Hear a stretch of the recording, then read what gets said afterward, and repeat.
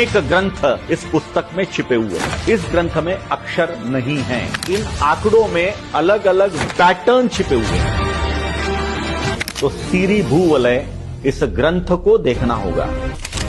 यह विश्व का 8वां आश्चर्य है, ऐसा तत्कालीन राष्ट्रपति डॉक्टर राजेंद्र प्रसाद जी ने कहा है। सीरी भूवलय इस ग्रंथ की रचना कर्नाटक में 9वीं शताब्दी में सन 820 से लेकर 840 के बीच में हुई है। इस्लामी आक्रांता आने को अभी बहुत समय है। कर्नाटक में राष्ट्रकूटों का राज्य है। सारी संस्कृति फल फूल रही है।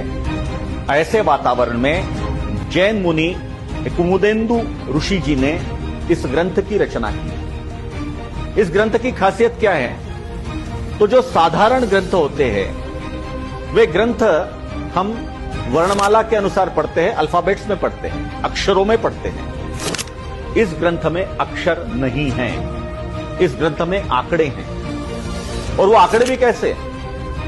तो वो आंकड़े 27 बाय 27 ऐसे चौकोन में, स्क्वायर्स में, वो सारे 1 से लेकर 64 तक आंकड़े उसमें दिए हुए हैं। अब इसको अगर समझना होगा तो जैसे सुडोकू एक क्विज है, उसको हम उसकी ठीक से रचना करते हैं, उसी प्रकार वो छोटा होता है। ये 27 बाय 27 के स्क्वायर में दिए हुए आंकड़े हैं। अब इसकी विशेषता क्या है? इसकी विशेषता यह है कि इन आंकड़ों में अलग अलग बंध छिपे हुए हैं। बंध छिपे हुए यानी पैटर्न छिपे हुए हैं। और वो पैटर्न के अनुसार अगर हम जाएं तो उसमें से एक एक ग्रंथ निकलता है। उदाहरण के लिए यहां पर अगर 4 लिखा है और मैं हिंदी में पढ़ रहा हूं इस ग्रंथ को, तो 4 यह क ख ग घ, तो 4 मतलब घ है, तो मैं उसमें घ लिखूंगा। अगला अक्षर उस पैटर्न के अनुसार 27 आता है। अब 27 से हिंदी वर्णमाला में र है, तो घ र, तो घर से कुछ अर्थ बनता है। इस प्रकार से अगर मैं ऐसा पढ़ते जाऊंगा तो मैं हिंदी में एक ग्रंथ पढ़ रहा हूं। मान लीजिए हिंदी में रामायण यह ग्रंथ पढ़ रहा हूं। उन्हीं आंकड़ों को लेकर दूसरे बंध से, दूसरे पैटर्न से मैं तेलुगु में महाभारत पढ़ सकता हूं। उन्हीं आंकड़ों को लेकर मैं दूसरे पैटर्न से संस्कृत में कोई एक आयुर्वेद का ग्रंथ पढ़ सकता हूं। उन्हीं पैटर्न को लेकर, उन्हीं आंकड़ों को लेकर अलग पैटर्न से मैं कन्नड़ के किसी दूसरे ग्रंथ का आनंद ले सकता हूं। ऐसे अनेक ग्रंथ इस पुस्तक में छिपे हुए हैं। मुनि कुमुदेंदु जी का कहना है कि 17 लिपि, स्क्रिप्ट और 718 भाषाओं में, इसमें डायलेक्ट्स भी शामिल है, अनेक ग्रंथ इसमें पढ़े जा सकते हैं। ये एक प्रकार की कोडिंग सिस्टम है और अद्भुत है। हम कल्पना कर सकते हैं कि 9वीं शताब्दी में सन 820 से 840 के बीच में एक जैन मुनि इस प्रकार की कोडिंग से अलग अलग भाषाओं में अलग अलग ग्रंथ की रचना करते हैं।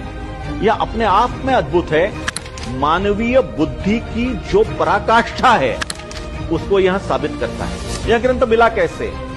तो उसका बहुत बड़ा एक इतिहास है। धर्मेंद्र शास्त्री जी के पास यह ग्रंथ था वगैरह, ऐसा उसका बहुत बड़ा इतिहास है। लेकिन उससे भी महत्वपूर्ण है कि यह ग्रंथ, ऐसा कहा जाता है कि 64,000 पृष्ठों का था, जिसमें से मात्र 1270 पृष्ठ आज के समय उपलब्ध है। और आज 21वीं शताब्दी में भी इस ग्रंथ को पढ़ने के लिए अत्याधुनिक तकनीक का प्रयोग करके, उस तकनीकी के माध्यम से उसको पढ़ने का प्रयास करके, अलग अलग एल्गोरिदम बनाकर भी इस ग्रंथ को पूर्ण रूप से पढ़ना, डिकोड करना संभव नहीं हो रहा। अनेक स्थानों पर सीरी भूवलय का अध्ययन करने के लिए विशेष केंद्र बनाए गए, जिसमें आईटी के एक्सपर्ट, आईआईटी के पढ़े हुए ग्रेजुएट्स, इनका समावेश किया गया है।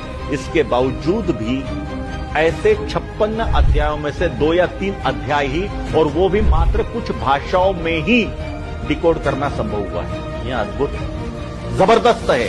एक आदमी की प्रतिभा, एक आदमी की प्रज्ञा इतनी जबरदस्त हो सकती है, इसका दूसरा उदाहरण नहीं है। और आज तक लोगों को समझ में नहीं आ रहा है कि एक ग्रंथ में इस प्रकार के अनेक ग्रंथ, एक प्रकार से हम कह सकते हैं यह एनसाइक्लोपीडिया है, विश्वकोश है, ज्ञान का विश्वकोश 9वीं शताब्दी में।